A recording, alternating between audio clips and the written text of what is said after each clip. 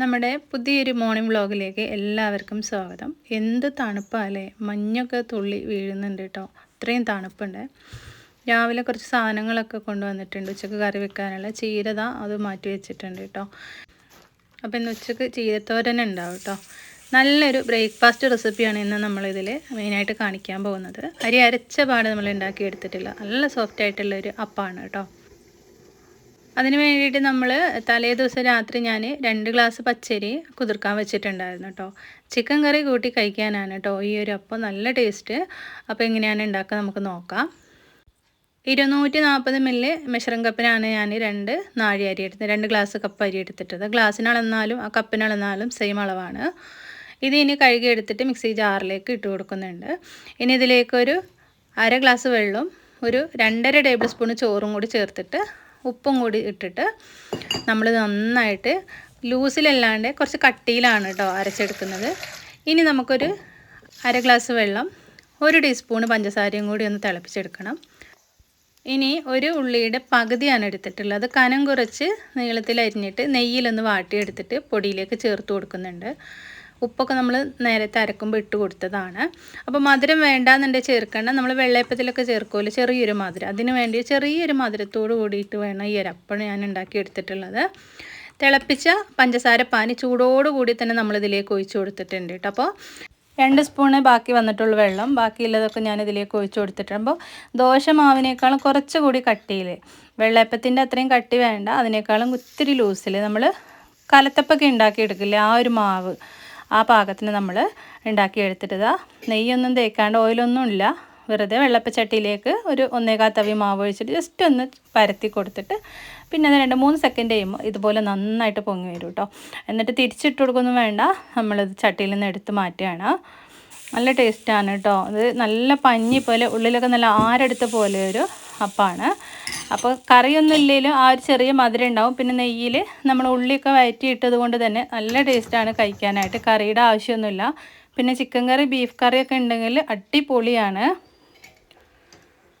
കണ്ടില്ലേ, ഒന്നിങ്ങനെ പരത്തിയൊക്കെ കൊടുക്കുമ്പോൾ അതിൻ്റെ വക്ക് ഭാഗം നന്നായിട്ട് മുരിഞ്ഞ് കിട്ടും. അപ്പോൾ എല്ലാം ഇവിടെ ഇതാ ചുട്ടെടുത്തിട്ടുണ്ട് കേട്ടോ. ഇനി ഇത് നമുക്ക് കട്ട് ചെയ്തിട്ട് കണ്ടില്ലേ, അടിയൊന്നും കരിഞ്ഞു പോയിട്ടൊന്നുമില്ല. നമുക്കിതൊന്ന് മുറിച്ചിട്ട് കാണാം.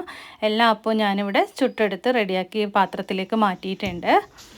എളുപ്പം ഉണ്ടാക്കാം കേട്ടോ. നമുക്ക് അരി അരച്ച പാട് ഉണ്ടാക്കിയെടുക്കാം, റെസ്റ്റ് ചെയ്യാനൊന്നും വെക്കണ്ട.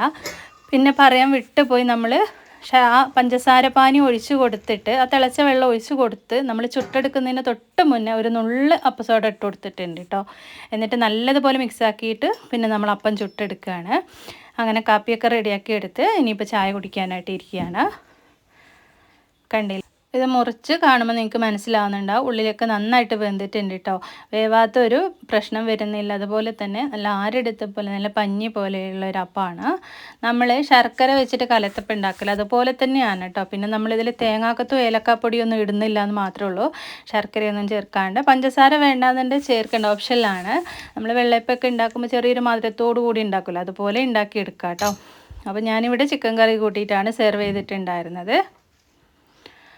അപ്പോൾ എല്ലാവരും ഇതുപോലെ ഒന്ന് ഉണ്ടാക്കി നോക്കണേ. നമുക്ക് പെട്ടെന്ന് ഉണ്ടാക്കിയെടുക്കാൻ പറ്റുന്ന ഒരു അടിപൊളി ബ്രേക്ക്ഫാസ്റ്റാണ് കേട്ടോ.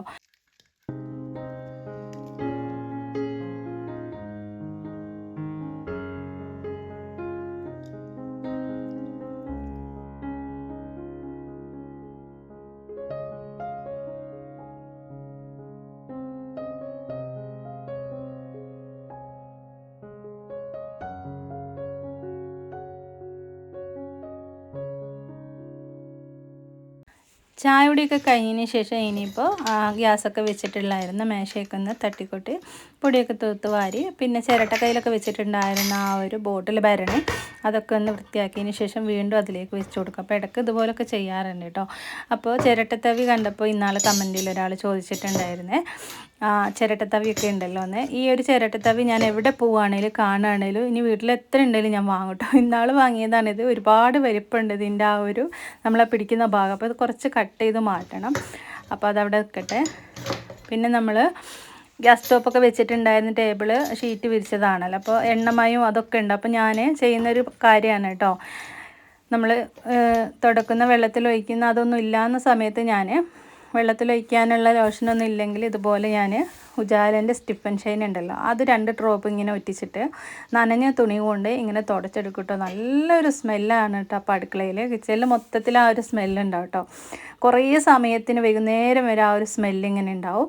അപ്പം നമ്മൾ മേശ തുടക്കുന്ന ആ വെള്ളത്തിൽ ജസ്റ്റ് ഒന്ന് ഒറ്റിച്ചിട്ട് നമ്മൾ പിഴിഞ്ഞെടുത്ത് തുടച്ചാലും മതി കേട്ടോ.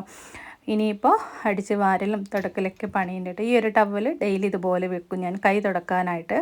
പിന്നെ അരിയിൽ 2 സപ്പോർട്ട് ഇട്ട് വെച്ചിട്ടുണ്ടായിരുന്നു കേട്ടോ. നാളെ വീട്ടിൽ നിന്ന് ഉമ്മ വന്നപ്പോൾ കൊണ്ടുവന്നതാണ്. അവിടെ ഇതിൻ്റെ ഒരു മരം ഉണ്ട് കേട്ടോ. അപ്പോൾ പഴുത്തത് ഇതിങ്ങനെ തൊലി കളഞ്ഞ് വെറുതെ തിന്നാൻ നല്ല ടേസ്റ്റാണ്. അപ്പോൾ 2 ഞാനവിടെ മാറ്റി വെച്ചിട്ടുണ്ടായിരുന്നു ജ്യൂസ് അടിക്കാൻ. വെയിലൊക്കെ ഒന്ന് ആയി വരുമ്പോൾ ജ്യൂസ് അടിക്കണം. അപ്പോൾ ഇന്നത്തെ വീഡിയോ ഇത്രയേ ഉള്ളൂ. ഇഷ്ടമല്ലേക്ക് മറക്കരുതേ. താങ്ക്